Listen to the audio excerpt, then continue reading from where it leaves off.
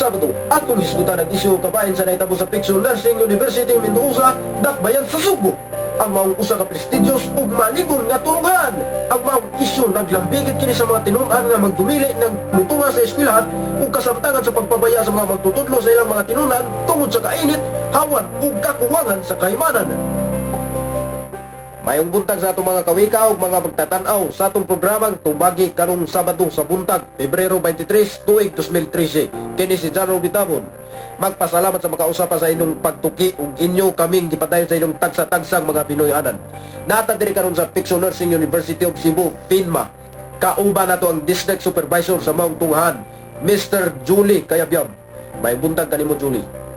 Mayong buntag Sub Surgeon. Now, Julie, please tell us what is happening now in Picture Nursing University of Cebu. Sir, is very tough and dangerous food which is partida po gyapon sa contemporary issue. Unsa man siya? Anay issue sa mong tunghan diri nga gamay ang pwesto sa classroom o mga kaimanan mura tong dili jud kun Joseph ug dili maka-learn ang mga students with that kind of problem.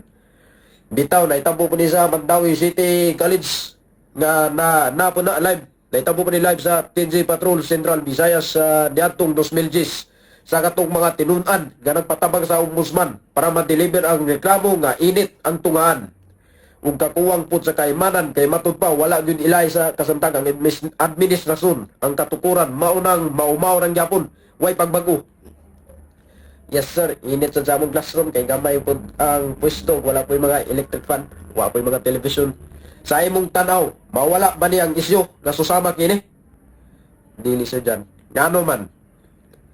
Sa among mga teachers sir, mao po inungdan, mao po sama sinungdan kung ngano gining nga inaali lang gyapon ang style sa classroom.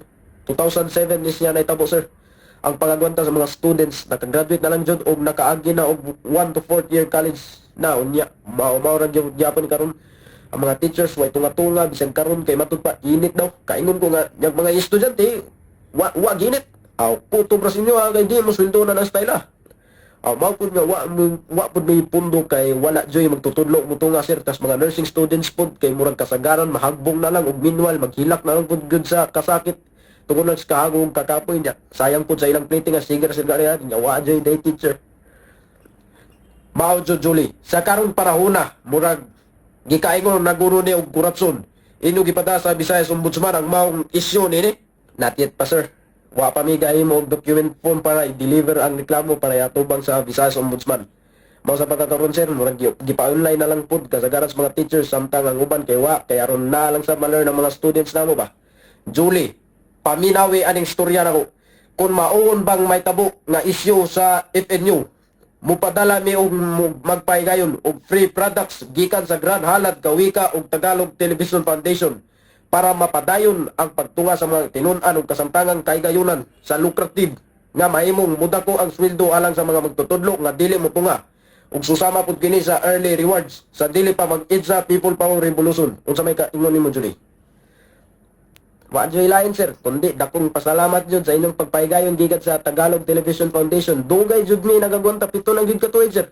Dagang salamat usab kanimo Julie sa papag-uban kanato dire sa programang tubagi matag Sabado alas 7 sa buntag.